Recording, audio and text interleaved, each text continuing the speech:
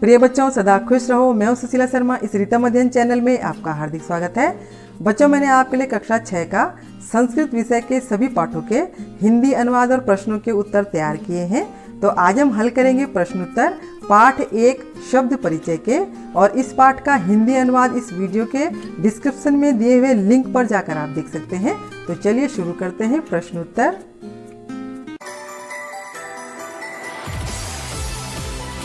बच्चों, अभ्यास कार्य शुरू करने से पहले थोड़ा सा हम पीछे चलते हैं पाठ की ओर, जिसका हमने पिछले वीडियो में हिंदी अनुवाद किया था।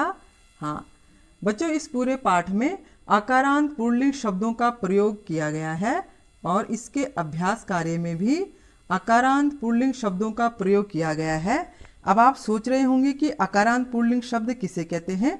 तो चलिए पहले हम अकारांत पुल्लिंग शब्दों के बारे में जानते हैं।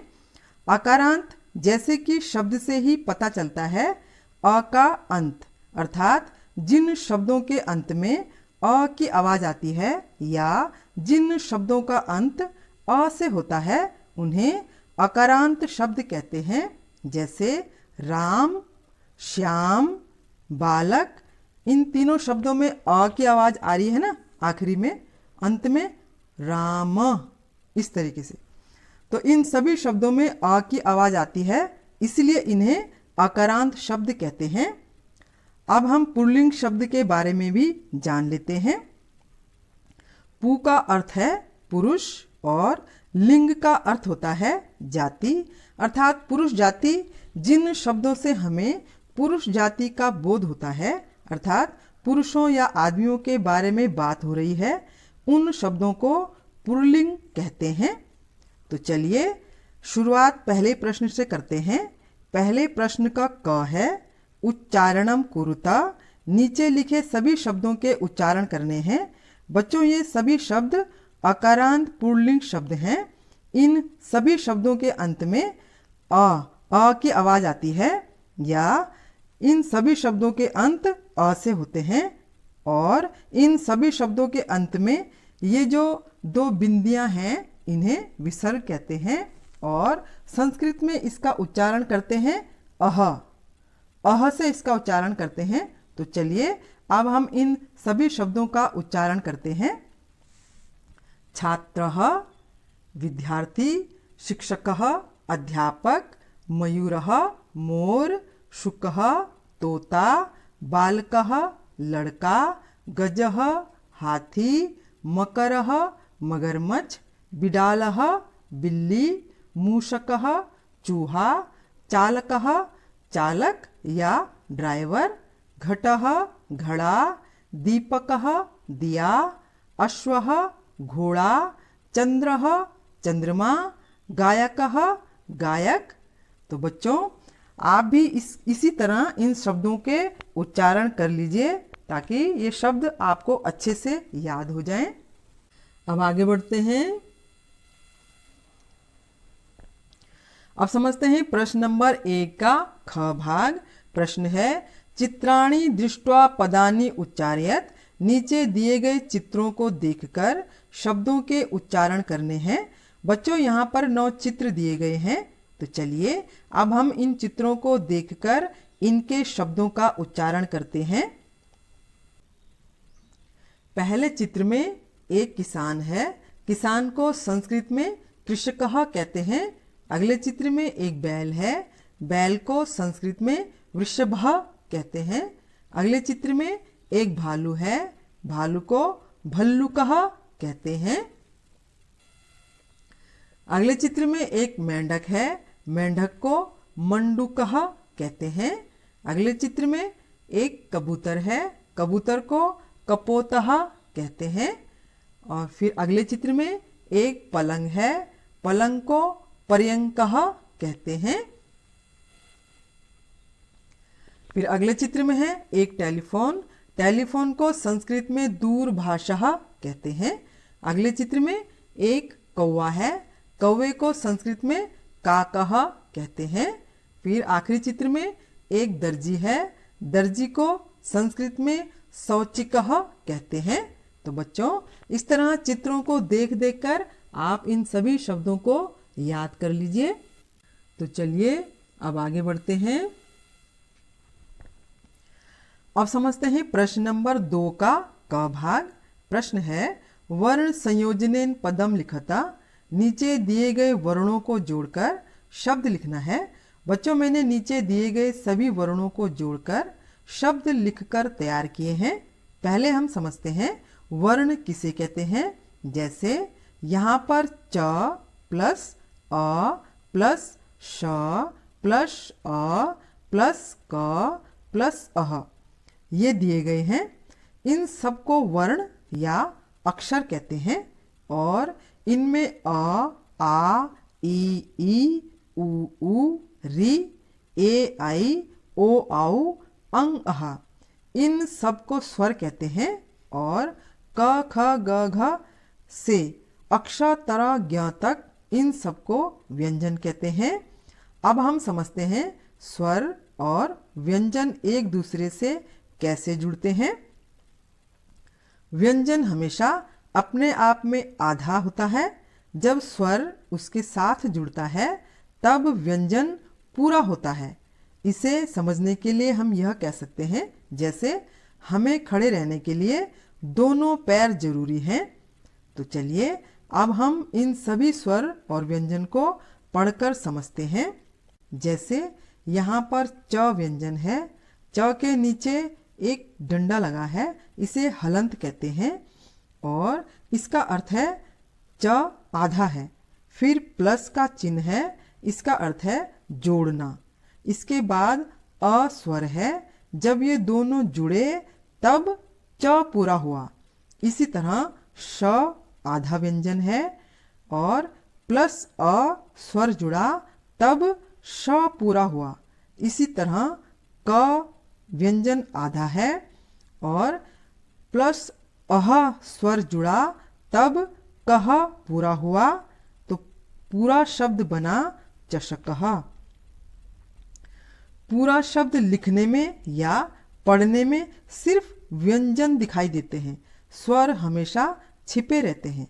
स्वरों की सिर्फ आवाज ही सुनाई देती है। इसी तरह इन सभी स्वरों और व्यंजनों को जोड़ेंगे। पहला है स प्लस औ सौ, च प्लस छोटी ई ची, क प्लस अह कह। तो इस प्रकार पूरा शब्द बना शौचिकः। दूसरा है श प्लस उ शु, न प्लस अ न, क प्लस औ पूरा शब्द बना शुनकौ। तीसरा है ध प्लस आ धा, व प्लस अ व, त प्लस अह तह पूरा शब्द बना धावतः। आगे बढ़ते हैं। चौथा है व प्लस री व्री, द प्लस ध ये दोनों व्यंजन हैं। प्लस आहा स्वर जुड़ा धा पूरा शब्द बना वृद्धा। पांचवा है ग प्लस आ गा, य प्लस अ य, न प्लस त ये दोनों व्यंजन हैं। प्लस छोटी ई स्वर है। अंति पूरा शब्द बना गायंती। तो बच्चों इस प्रकार यहाँ से देखकर आप अपनी कॉपी में लिख लीजिए। तो चलिए अब आगे बढ़ते हैं। अब समझते हैं प्रश्न नंबर 2 का ख भाग। प्रश्न है पदानाम वर्ण विच्छेदम प्रदर्शयत। नीचे दिए गए शब्दों के वर्णों को अलग अलग करके दर्शाओ। बच्चों पहले हमने अलग अलग वर्णों को शब्दों में लिखा था और अब ठीक उसका उल्टा करना है। अब शब्दों के वर्णों को अलग अलग करके लिखना है। बच्चों मैंने सभी वर्णों को अलग अलग सुंदर तरीके से और कलरफुल तरीके से लिखकर तैयार किए हैं ताकि आपको समझने में आसानी हो और दिखने में भी आपको अच्छा लगे, सुंदर लगे। तो चलिए अब हम इन्हें पढ़कर समझते हैं। उदाहरण के लिए जैसे यहाँ पर लघु शब्द दिया है और इसके वर्ण है ल प्लस अ, ल, घ प्लस उहु घु। ठीक इसी प्रकार आगे के जो शब्द हैं उनका भी इसी प्रकार वर्ण अलग अलग करके लिखना है। पहला शब्द है सीव्यति, स प्लस बड़ी ई सी, व प्लस य प्लस अ व्य, त प्लस छोटी ई ती। फिर दूसरा है वर्णः, इसके वर्ण है व प्लस अ व, र प्लस अण प्लस अहा वर्णः। फिर तीसरा है कुक्कुरौ, क प्लस उ कु। फिर है क प्लस उ, वो इस तरीके से लिखा जाएगा, आधा क और कु। फिर है र प्लस औ रौ। फिर चौथा है मयूरः, इसके वर्ण है म प्लस अ म। फिर है य प्लस उ यू। फिर है र प्लस आहा रहा। फिर है बालकः और इसके वर्ण है ब प्लस आ बा। फिर है ल प्लस अ ल। फिर है क प्लस अह कह। तो बच्चों इस प्रकार यहाँ से देखकर आप अपनी कॉपी में लिख लीजिए। तो चलिए अब आगे बढ़ते हैं। अब समझते हैं प्रश्न नंबर 3। उदाहरणम दृष्ट्वा रिक्त स्थानानि पूर्यता। उदाहरण को देखकर रिक्त स्थानों को पूरा करना है। बच्चों मैंने उदाहरण को देखकर सभी रिक्त स्थान लिखकर तैयार किए हैं। तो चलिए अब हम इन्हें पढ़कर समझते हैं। जैसे उदाहरण दिया गया है, चषकः एक वचन, इसका अर्थ है एक गिलास। चषकौ द्विवचन, इसका अर्थ है दो गिलास। चषकः बहुवचन, इसका अर्थ है बहुत सारे गिलास। अब हमें ठीक इसी तरह रिक्त स्थानों को भी भरना है। पहली लाइन में बलि वर्दौ पहले से ही दिया गया है। अब हम एक वचन और बहुवचन ऊपर से देखकर लिखेंगे। तो हम लिखेंगे बलिवर्दः और बलिवर्दः। बलिवर्दः का अर्थ होता है बैल। तो ये हो जाएगा एक बैल, दो बैल और बहुत सारे बैल। अब दूसरी लाइन में शुनकः एक वचन पहले से लिखा है। अब हमको द्विवचन और बहुवचन ऊपर से देखकर लिखना है। तो हम लिखेंगे शुनकौ और शुनकः। संस्कृत में कुत्ते को शुनकः और कुक्कुरः दोनों बोलते हैं। तो ये हो जाएगा एक कुत्ता, दो कुत्ते और बहुत सारे कुत्ते। अब तीसरी लाइन में मृगः बहुवचन पहले से लिखा है। अब हमको एक वचन और द्विवचन ऊपर से देखकर लिखना है। तो हम लिखेंगे मृगः और मृगौ। मृगः का अर्थ होता है हिरन। तो ये हो जाएगा एक हिरन, दो हिरन और बहुत सारे हिरन। अब चौथी लाइन में शौचिकौ द्विवचन पहले से लिखा है।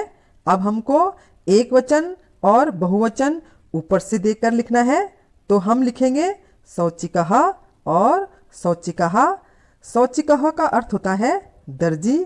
तो ये हो जाएगा एक दर्जी, दो दर्जी और बहुत सारे दर्जी। और पांचवी लाइन में मयूरः एक वचन पहले से लिखा है। अब हमको द्विवचन और बहुवचन ऊपर से देखकर लिखना है। तो हम लिखेंगे मयूरौ और मयूरः। मयूरः का अर्थ होता है मोर। तो ये हो जाएगा एक मोर, दो मोर और बहुत सारे मोर। तो ठीक है बच्चों, इस प्रकार यहाँ से देखकर आप अपनी कॉपी में लिख लीजिए। तो चलिए अब आगे बढ़ते हैं। अब समझते हैं प्रश्न नंबर 4। प्रश्न है चित्राणि दृष्ट्वा संस्कृत पदानि लिखता। नीचे दिए गए चित्रों को देखकर इनके नाम संस्कृत में लिखने हैं। बच्चों मैंने चित्रों को देखकर इनके नाम संस्कृत में लिखकर तैयार किए हैं। तो चलिए अब हम इन्हें पढ़कर समझते हैं। पहले चित्र में एक हाथी है। हाथी को संस्कृत में गजः कहते हैं। दूसरे चित्र में एक कौवा है। कौवे को संस्कृत में काकः कहते हैं। तीसरे चित्र में चंद्रमा है। चंद्रमा को संस्कृत में चंद्रः कहते हैं। इसको ऊपर करते हैं। हाँ, चौथे चित्र में एक ताला है और ताले को संस्कृत में तालह कहते हैं। पांचवें चित्र में एक भालू है, भालू को संस्कृत में भल्लुकः कहते हैं। और आखिरी चित्र में एक बिल्ली है, बिल्ली को संस्कृत में बिडालः कहते हैं। तो बच्चों, इस प्रकार यहाँ से देखकर आप अपनी कॉपी में लिख लीजिए। तो चलिए अब आगे बढ़ते हैं। बच्चों, पहले हम इस अभ्यास कार्य को पूरा कर लेंगे, उसके बाद मैं आपको इम्पॉर्टेंट चैप्टर के बारे में बताऊंगी, जिससे कि आपको संस्कृत अच्छे से पढ़ने आ जाएगी, समझ में आने लग जाएगी और आपको उससे एग्ज़ाम में बहुत ही ज़्यादा हेल्प मिलेगी। तो वो हम सबसे लास्ट में करेंगे। पहले हम पूरा अभ्यास कार्य खत्म कर लेते हैं। अब समझते हैं प्रश्न नंबर 5। चित्रम दृष्ट्वा उत्तरम लिखता। चित्र को देखकर उत्तर लिखना है। बच्चों, मैंने चित्र को देखकर इनके उत्तर लिखकर तैयार किए हैं। तो चलिए अब हम इन्हें पढ़कर समझते हैं। बच्चों, पहले चित्र में एक बालक किताब पढ़ रहा है और यहाँ पर इसका उदाहरण दिया गया है। बालकः लड़का या बालक किम क्या करोति कर रहा है। लड़का क्या कर रहा है, इसका उत्तर लिखेंगे बालकः पठति, लड़का पढ़ रहा है। अब आगे बढ़ते हैं। इस चित्र में दो घोड़े हैं और ये घोड़े क्या कर रहे हैं। घोड़े क्या करते हैं, घोड़े दौड़ते हैं।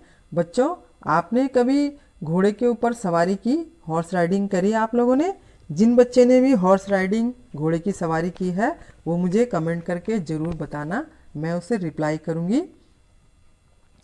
यहाँ पर दो घोड़े हैं और यहाँ पर ये घोड़े क्या कर रहे हैं, दौड़ रहे हैं। तो इनके लिए जो शब्द लिखे गए हैं, अश्वौ दो घोड़े, किम क्या कुरुतः कर रहे हैं। दो घोड़े क्या कर रहे हैं, इसका उत्तर लिखेंगे अश्वौ धावतः, दो घोड़े दौड़ रहे हैं। अब आगे बढ़ते हैं। यहाँ पर 3 कुत्ते हैं। 2 से अधिक जब होते हैं वो बहुवचन में आते हैं और बहुत सारे कुत्तों में आते हैं। अब यहाँ पर इनके लिए जो शब्द लिखे गए हैं, कुक्कुरहा बहुवचन है, बहुत सारे कुत्ते, किम क्या कुर्वन्ति कर रहे हैं। बहुत सारे कुत्ते क्या कर रहे हैं, इसका उत्तर लिखेंगे कुक्कुरहा भुकन्ति, बहुत सारे कुत्ते भौंक रहे हैं। अब आगे बढ़ते हैं। अब इस चित्र में 2 छात्र हैं जो कि खड़े हुए हैं और इनके लिए शब्द लिखे गए हैं, छात्रौ 2 छात्र, किम क्या कुरुतः कर रहे हैं। 2 छात्र क्या कर रहे हैं, इसका उत्तर लिखेंगे छात्रौ उत्तिष्ठतः, 2 छात्र खड़े हैं। आगे बढ़ते हैं। अब इस चित्र में 2 बैल हैं और एक किसान है। किसान जो है बैलों से हल चलवा रहा है खेत में और इनके लिए शब्द लिखे गए हैं यहाँ पर, कृषकः किसान, किम क्या करोति कर रहा है। किसान क्या कर रहा है, इसका उत्तर लिखेंगे कृषकः किसान, क्षेत्रम खेत को, कर्षति जोत रहा है। इसका अर्थ है किसान खेत में हल चला रहा है या खेत को जोत रहा है। अब आगे बढ़ते हैं। इस चित्र में 2 हाथी हैं और हाथी क्या करते हैं, हाथी तेज तेज चलते हैं और यहाँ पर 2 हाथियों के लिए जो शब्द लिखे गए हैं, गजौ 2 हाथी, किम क्या कुरुतः कर रहे हैं। 2 हाथी क्या कर रहे हैं, गजौ चलतः, 2 हाथी चल रहे हैं। बच्चों, आपने हाथी देखे या हाथी के ऊपर कभी बैठे आप लोग? जिन बच्चों ने भी हाथी को देखा या उसके ऊपर बैठे, मुझे कमेंट करके ज़रूर बताना। तो बच्चों, इस प्रकार यहाँ से देखकर आप अपनी कॉपी में लिख लीजिए। तो चलिए अब आगे बढ़ते हैं। अब समझते हैं प्रश्न नंबर 6। पदानि संयोज्य वाक्यानि रचता, शब्दों को जोड़कर वाक्यों की रचना करनी है। बच्चों मैंने ये शब्द जोड़कर तैयार किए हैं, तो चलिए अब हम इन्हें पढ़कर समझते हैं। पहला शब्द है गजहा। गजहा के साथ हम चलंती शब्द जोड़ेंगे तो वाक्य बनेगा गजहा चलंती, बहुत सारे हाथी चल रहे हैं। दूसरा शब्द है सिंहौ, शेर, दो शेर, इसके साथ जोड़ेंगे हम गर्जतः, तो वाक्य बनेगा सिंहौ गर्जतः, दो शेर गरजते हैं। तीसरा शब्द है गायकः।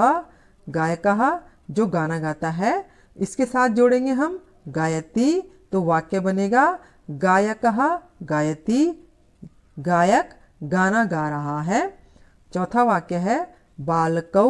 बालकौ के साथ हम पठतः जोड़ेंगे, वाक्य बनेगा बालकौ पठतः, दो बालक पढ़ रहे हैं। पांचवा वाक्य है मयूरः। इसके साथ जोड़ेंगे नृत्यंती, तो वाक्य बनेगा मयूरः नृत्यंती, बहुत सारे मोर नाच रहे हैं। तो बच्चों इस प्रकार यहाँ से देखकर आप अपनी कॉपी में लिख लीजिए। तो चलिए अब हम आगे बढ़ते हैं। अब समझते हैं प्रश्न नंबर 7। मंजूषातः पदम चित्वा रिक्त स्थानानि पूर्यता। हेल्प बॉक्स से शब्दों को चुनकर रिक्त स्थान पूरे करने हैं। बच्चों मैंने हेल्प बॉक्स से शब्दों को चुनकर पूरे रिक्त स्थान लिखकर तैयार किए हैं। तो चलिए अब हम इन्हें पढ़कर समझते हैं। क है मयूरः, इसके साथ हम लिखेंगे नृत्यंती, तो ये हो जाएगा मयूरः नृत्यंती, बहुत सारे मोर नाच रहे हैं। ख है गजौ, इसके साथ हम लिखेंगे चलतः, तो ये हो जाएगा गजौ चलतः, दो हाथी चल रहे हैं। ग है वृक्षः, इसके साथ हम लिखेंगे फलंती, तो ये हो जाएगा वृक्षः फलंती, बहुत सारे पेड़ फल रहे हैं या फल देते हैं। फिर है घ सिंहौ, इसके साथ लिखेंगे गर्जतः, तो ये हो जाएगा सिंहौ गर्जतः, दो शेर गरजते हैं। फिर है अंग वानरः, इसके साथ लिखेंगे खादती, तो ये हो जाएगा वानरः खादती, बंदर खाता है। बच्चों बंदर जब देखो खाता ही रहता है ना। च है अश्वः, इसके साथ लिखेंगे धावती, तो ये हो जाएगा अश्वः धावती। तो बच्चों इस प्रकार यहाँ से देखकर आप अपनी कॉपी में लिख लीजिए। तो चलिए अब हम आगे बढ़ते हैं। अब समझते हैं प्रश्न नंबर 8। सह तौ ते एतेभ्यः उचितं सर्वनाम पदम चित्वा रिक्त स्थानानि पूर्यता। सह तौ ते, इनमें से जो भी उचित सर्वनाम शब्द है उसे चुनकर रिक्त स्थानों को पूरा करना है। बच्चों मैंने स तौ ते उचित सर्वनाम शब्द चुनकर पूरे रिक्त स्थान लिखकर तैयार किए हैं। तो चलिए अब हम इन्हें पढ़कर समझते हैं। बच्चों पहले हम सर्वनाम शब्द किसे कहते हैं ये समझते हैं। आपको पता है संज्ञा किसे कहते हैं? संज्ञा किसी व्यक्ति, वस्तु या स्थान के नाम को संज्ञा कहते हैं, और संज्ञा के स्थान में जो शब्द बोले जाते हैं उन्हें सर्वनाम कहते हैं। वो होते हैं जैसे वह, वे दो या वे सब, हिंदी में ऐसे होते हैं, और संस्कृत में सह तौ ते, ये सर्वनाम होते हैं। तो चलिए अब हम इन रिक्त स्थानों को सर्वनाम शब्दों से पूरा करते हैं। यहाँ पर उदाहरण दिया हुआ है अश्वः धावती। अब हमको यहाँ पर सर्वनाम के साथ लिखना है सह धावती। यहाँ पर है घोड़ा दौड़ता है, और यहाँ पर है वह दौड़ता है। तो इसी प्रकार हमको सारे रिक्त स्थान पूरे करने हैं। पहला है क गजः चलंती। इसका अर्थ है बहुत सारे हाथी चलते हैं या चल रहे हैं। तो हम यहाँ पर लिखेंगे ते चलंती, वे सब चल रहे हैं या चलते हैं। ख है छात्रौ पठतः, दो छात्र पढ़ रहे हैं, तो यहाँ पर हम लिखेंगे तौ पठतः, वे दो पढ़ते हैं। अब है ग वानरः क्रीडन्ति, बहुत सारे बंदर खेल रहे हैं, तो हम यहाँ पर लिखेंगे ते क्रीडन्ति, वे सब खेल रहे हैं। फिर है घ गायकः गायति, गायक गाना गा रहा है, तो यहाँ पर हम लिखेंगे सह गायति, वह गा रहा है। फिर अंगा है मयूरः नृत्यन्ति, बहुत सारे मोर नाच रहे हैं, तो हम यहाँ पर लिखेंगे ते नृत्यन्ति, वे सब नाच रहे हैं। तो बच्चों इस प्रकार यहाँ से देखकर आप अपनी कॉपी में लिख लीजिए और यहाँ पर हमारा अभ्यास कार्य भी पूरा हो चुका है। तो अब चलते हैं इम्पॉर्टेंट पार्ट की ओर। हाँ, तो बच्चों ये है वो इम्पॉर्टेंट पार्ट, इसे कहते हैं बालक के रूप। बच्चों जैसे कि मैथ में टेबल होता है, वैसे ही संस्कृत में ये भी टेबल जैसा होता है। इसमें ये जो एक वचन, द्विवचन और बहुवचन दिए गए हैं, इससे हमें संख्या का पता चलता है। जैसे बालक कार्य कर रहा है, तो कितने बालक कार्य कर रहे हैं, एक बालक या दो बालक या बहुत सारे बालक। और ये जो यहाँ पर विभक्ति दी गई है प्रथमा से संबोधन तक, इससे हमें यह पता चलता है कि बालक किस रूप में या किस पोजीशन में कार्य कर रहा है। तो बच्चों अभी आपके पास सिर्फ तीनों वचन और प्रथमा विभक्ति ही हैं। पाठ के साथ साथ ये सब भी आगे बढ़ते जाएंगे, इसलिए आप इन्हें अच्छे से याद कर लीजिए और ये सब पेपर में जरूर आते हैं। तो चलिए आगे हम क्रिया के बारे में भी जान लेते हैं। हाँ, ये है क्रिया शब्द पठति लट्लकार। इसमें भी तीन वचन और तीन पुरुष होते हैं। इन तीनों पुरुषों से हमें यह पता चलता है कि क्रिया कौन कर रहा है, वह या तुम या मैं, इसका हमें पता चलता है। तो बच्चों यह भी बहुत ज़्यादा इम्पॉर्टेंट है, इसलिए इसे भी अच्छे से याद कर लीजिए। तो बच्चों मुझे भी आप लोगों के साथ पढ़कर अच्छा लगा, तो चलिए फिर मिलते हैं पाठ 2 के साथ। तो मैं उम्मीद करती हूँ कि अब आपको पूरे पाठ के प्रश्न उत्तर अच्छे से समझ में आ गए होंगे। अगर आपको ये वीडियो पसंद आया हो तो लाइक और सब्सक्राइब जरूर करें, और अगर कहीं पर कुछ समझ में नहीं आया हो तो कमेंट्स जरूर करें, ताकि फिर आपको समझा सकूँ। तो अब मैं आपसे विदा लेती हूँ, फिर मिलते हैं अगले वीडियो में। तब तक आप खुश रहिए, मस्त रहिए। धन्यवाद।